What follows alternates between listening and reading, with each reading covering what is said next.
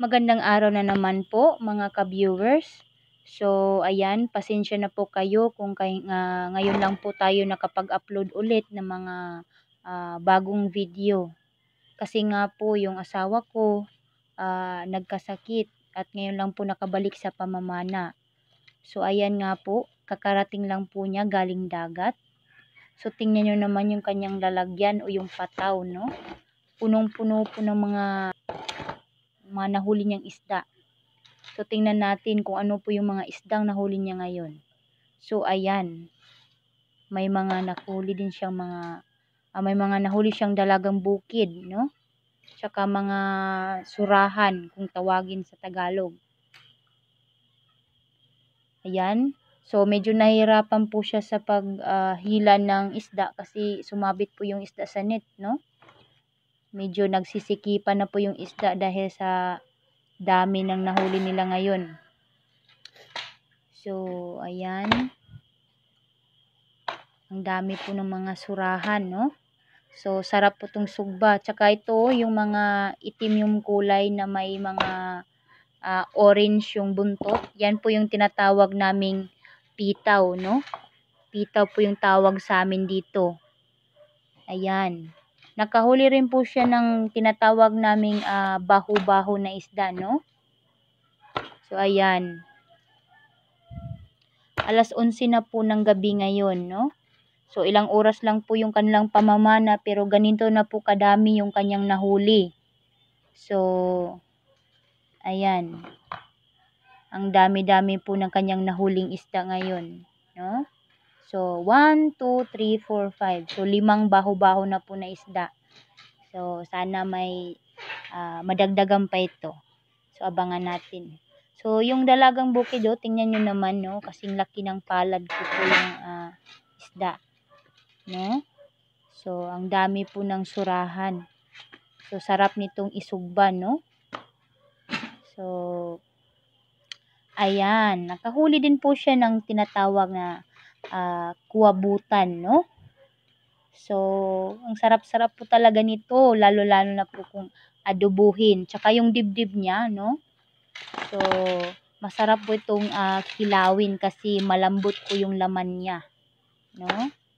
So, lalo na ngayon na kakarating lang nito, so medyo manapid-tamis pa po yung lasa, no? So, ayan. Ang dami po ng kanyang nahuli ngayon, no? Yung mga kasamahan din niyang mga namamana, marami rin po silang mga nahuli, no? So, shout out po pala sa mga kasamahan niya sa pamamana, no? Yung kumpare niya, kay kumpare rin, no? Tsaka kay Dandan. Ayan. So, yung talaga, yung isa talaga sa mga nag-aabang ng mga ina-upload naming video, no? So, ayan, tingnan nyo naman. So, ang dami-dami po ng kanyang mga nahuli ngayon.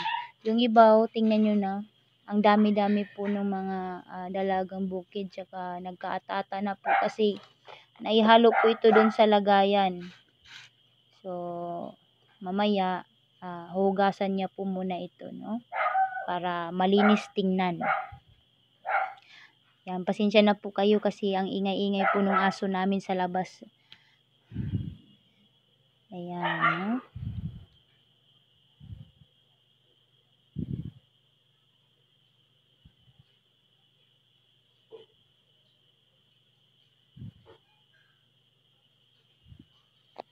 Mamaya, itong itong mga baho-baho na isda, dahil anim ito, ipamimigay ko po ito.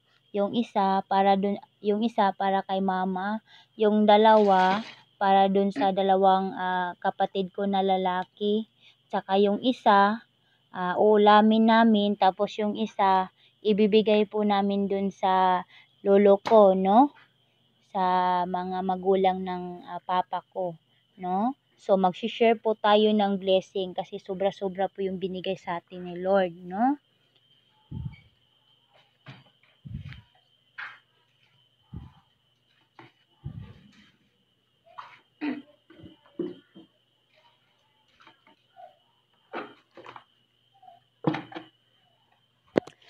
Ayan. So, trinay din po naming itimbang kung magkano po lahat yung kanyang mga nahuling isda ngayon. So, bago niya nilagay sa balde, isinet muna niya yung balde sa timbangan, no? Ayan.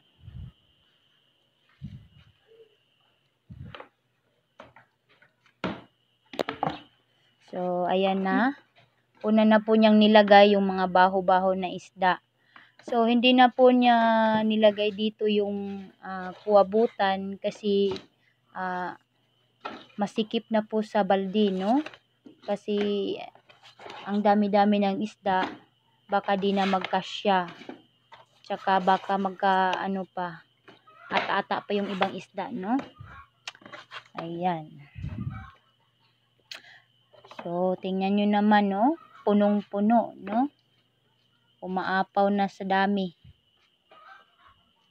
So, ayan. Tinimbang na po niya.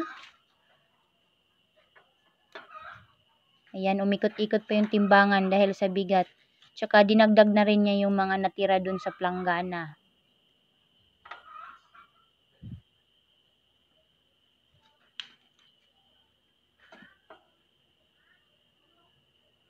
So, ayan, tingnan natin kung magkano po lahat yung kanyang mga nahuli ngayon.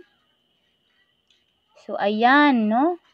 Nasa 9.5 kilograms. So, ang dami talaga, no? So, nag-aabang na po yung mga suki po ng asawa ko ng bibili ng mga isda niya. So, itong kwabutan na to, naka-reserve na to para ulamin namin. Pero kung may bibili, ibibenta na lang namin. Thank you for watching.